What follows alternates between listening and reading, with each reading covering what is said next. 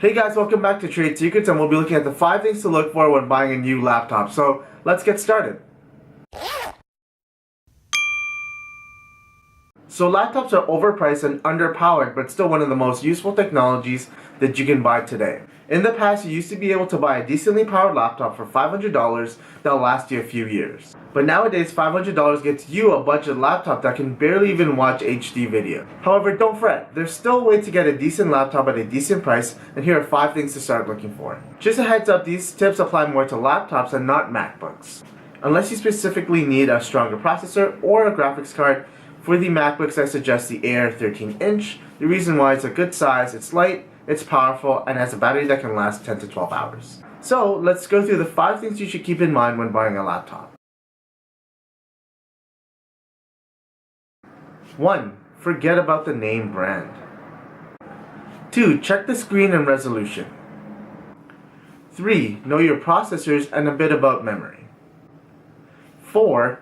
Check the hard drive type and the speed. And lastly, with number 5, make sure the size and weight works for you. Let's get started with the first thing you should have in mind, and that's to forget about the name brand. You're gonna hear this everywhere. I hear it all the time. People saying you should go for this brand and never go for this brand.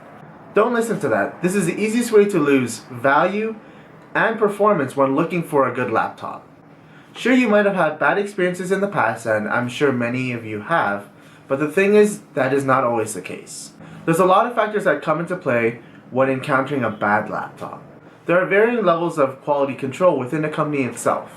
So if you're looking at a laptop, take that model number, go to Google, put it in the search, and see exactly what reviews you find. A lot of websites may have reviewed that specific laptop and model, and you can get their feedback exactly how it worked for them. So what you're looking for is value and performance. You're looking to get a laptop that will last you a few years with good performance, and you don't want it to go bad.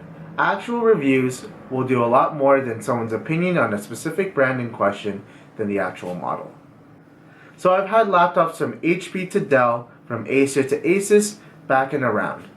To be honest, I've never had any of these laptops fail on me. That's because I looked at the exact model I was looking into and see the reviews on it and any issues that they might have that I might run into myself. Moving on to the second thing to look for, this is the screen size and resolution. This is usually glossed over because everyone emphasizes speed and performance. However, remember that on a laptop, what you're going to be looking at the whole time is the screen. Everything you do on this laptop will come through the screen unless you plug it into an external device. Honestly, I can make an entire video ranting about the screen quality and resolution, but the main thing that bothers me is that most laptops at a decent price range don't even have full HD screen. So you'd be surprised to find out that even the MacBook Air doesn't have a full HD screen, and it looks great. With 4K quality coming out and going to be the norm within a few years, it's inexcusable to not even have a full HD screen on a decently powered laptop. Lastly, the screen resolution means a lot more than you think, as it increases productivity. With a better resolution, a higher resolution, you can fit more things on your screen, and obviously, you can do more. The third thing to keep in mind is know your processors and RAM. Now, you don't need to be an expert on these two things, you just need to know a little bit about it, so if you go in store or you search online, you're a bit more educated when making that purchase. We could even have 2 separate 4-minute videos for each of these things, educating you on exactly what they do and how they work for you. So what I actually mean is know what processors are good and know what RAM is the bare minimum for you to succeed and be productive. So in a couple years this could change, but for now, this is my recommendations for processors and RAM. If you're going to be browsing, watching videos, or doing a little bit of document processing, you still want to future-proof yourself. In a laptop, I prefer Intel Ranger processors. However, you don't want to limit yourself when an AMD processor that's comparable might be a better fit for your budget. So when looking for a laptop, you want at least an i3, i5, or i7 Intel Core processor, or an AMD A10 or FX series laptop processor. So for video editing and other demanding tasks, I suggest at least an i5, preferably an i7 core processor. For RAM, or memory as other people call it, 4 GB is enough for you to be productive.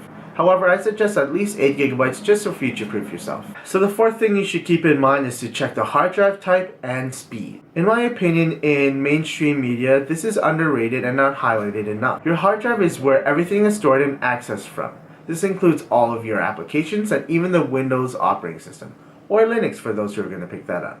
With a slower hard drive type and speed, you'll find that you'll access your files a lot slower, they'll save slower, and your laptop will even load up a lot slower. This is a big thing to emphasize because you want your laptop to be able to start at a moment's notice. Whenever you're on the go, turning off the laptop and turning it back on is a lot more important than people emphasize. So my recommendation is to steer clear of laptops that say they have a 5400 RPM speed. So this is actually the slowest hard drive speed at the moment, and as good as all your other specifications might be, this will actually slow down almost all of it. If possible, when buying a laptop, try to get a 7200 RPM drive, which is faster than the 5400, you can tell by the numbers alone, or get a laptop with a solid state drive in it. Solid state drive is a newer type of drive than hard drive that is about 4 or 5 times faster than your average hard drive. So lastly, the final thing you should keep in mind is that make sure the size and weight works for you. So I'm sure you're asking me, why does size and weight matter when I just want a strong and powerful laptop? I agree, you can probably make do with a heavier, bulkier laptop. However, you might be wishing down the line that you had a lighter and smaller laptop when moving around. I personally prefer taking my MacBook Air when I'm on the go and just need to do a little bit of processing, maybe watch some videos, than my gaming laptop. The reason why is because my gaming laptop is a lot bigger, it weighs me down, and it's harder to pull out and put on my lap wherever I am. Remember, a laptop is for mobility and accessibility. You might not want a heavy and bulky laptop weighing you down or taking up too much space in your bag. I suggest setting a budget for yourself and apply these 5 things to look for within the laptops in that range. That way you make a more informed decision and still stay within your budget and get a laptop that you'd like. So I hope that I've helped you find a laptop that's long-lasting and well-powered that you can use in the years to come. So soon enough I'll post a video on how to optimize your current laptop and speed it up if you need a bit of a boost. So I hope you enjoyed today's video. Hit the like if you did like it. Subscribe for more videos like this and other segments where I try to save you money.